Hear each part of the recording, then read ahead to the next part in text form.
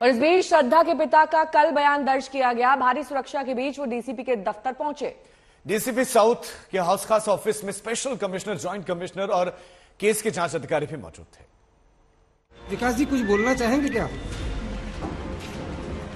कड़ी सुरक्षा के बीच श्रद्धा के पिता विकास वालकर दिल्ली में डीसीपी साउथ के दफ्तर पहुंचे। उन्हें जांच अधिकारी ने बयान दर्ज करने के लिए बुलाया था और इस वजह से वो श्रद्धा केस से जुड़ी सारी फाइल लेकर पहुंचे थे।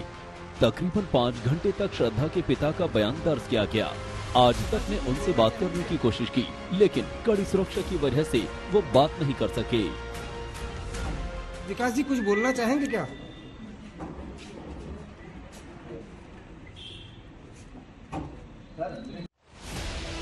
श्रद्धा के पिता विकास वालकर इस केस की सीबीआई जांच की मांग कर चुके हैं।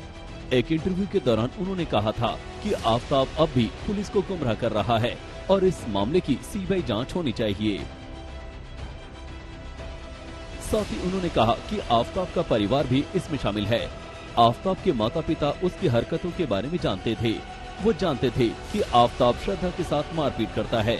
उन्हें मुझे इस बात की जानकारी देनी चाहिए थी, लेकिन ऐसा कुछ नहीं हुआ। उन्होंने दावे के साथ कहा कि आफताब का परिवार भी इस हत्या में शामिल है। आज तक से बातचीत में उन्होंने दावा किया कि आफताब उसे ब्लैकमेल कर रहा था। आपको लग रहा है कि 2019-20 जब कभी भी ये टॉर्चर का सिलसिला शुरू हुआ, लगभग 3 साल तक वो इसे झेलती रही। एक वजह ये भी हो सकती है, कहीं ना कहीं उसे भरोसा था कि सब कुछ एक दिन ठीक हो जाएगा। मुझे नहीं लगता, क्योंकि जब ये उसके दोस्तों ने बताया कि ये ऐसे एक बार नहीं, 2 बार नहीं, शायद कुछ 10 से 14 बार उसको मारपीट किया है और उसका मतलब सेपरेशन का बात किया हुआ था। इस बीच दिल्ली पुलिस को डीएनए रिपोर्ट का इंतजार है, जिससे ये साबित हो जाएगा कि गुरुग्राम और मेहरौली के जंगलों से मिली हड्डियों के टुकड़े श्रद्धा के ही हैं। पुलिस ने हड्डियों का डीएनए श्रद्धा के पिता से मैच कराया है। अगर डीएनए मैच कर गया तो दिल्ली पुलिस के लिए ये बड़ी कामयाबी होगी।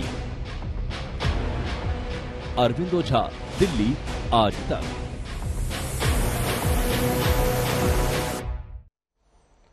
हिमांशु मिश्रा मेरे सहयोगी इस वक्त तमाम जानकारी के साथ जुड़ रहे हैं। हिमांशु, पिता के बयान में प्रमुख बातें क्या निकलकर सामने आई हैं? क्या ये केस में किसी तरह से मददगार हैं?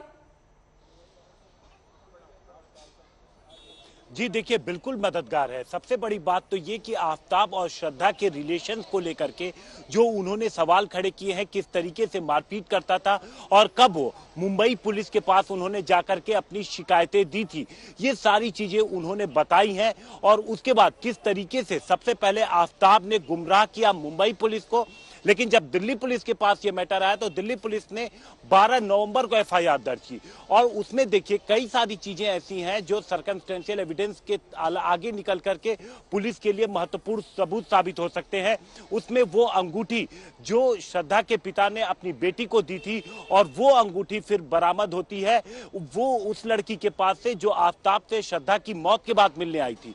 तो ये सारे जो लिंक्स हैं पुलिस इस्टेब्लिश कर रही है। और जो भी झूठ आफताब अब तक पुलिस के पास बोला है, पुलिस के पूछताछ में बोला है, उसी झूठ को पकड़ने के लिए यहाँ पर उसका पॉलीग्राफी टेस्ट चल रहा है। आप देखिए इस वक्त आपको सामने नजर आ जाएगी जेल वैन जिसे उसमें लेके आया गया था फॉरेंसिक साइंस लेबोरेटरी में। पूरी सुरक्षा आपको अंदर देखिए, तमाम पुलिसकर्मी यहाँ पर नजर आएंगे। दरअसल जब तक वो पुलिस के पास 14 दिनों तक रिमांड पे था नेहा, तब तक पुलिस ने उसको हमेशा बचा कर रखा। और उसके बाद जब वो जेल जाता है तो जेल से 3rd बटालियन उसे लेके आती है। और अचानक से जब उस पे इस तरीके से हमला हुआ तो उसके बाद मैं यहाँ आपको लेबोरेटरी के बाहर की तस्वीर दिखाता हूँ। अंदर की आपने देखा कि किस तरीके से अंदर पुलिस मौजूद है। जेल वैन ठीक मेन गेट पे ही है कि जरूरत पड़े जब उसका पूरा होगा तो अंदर से उसे वहीं से बिठा के ले जाया जाएगा।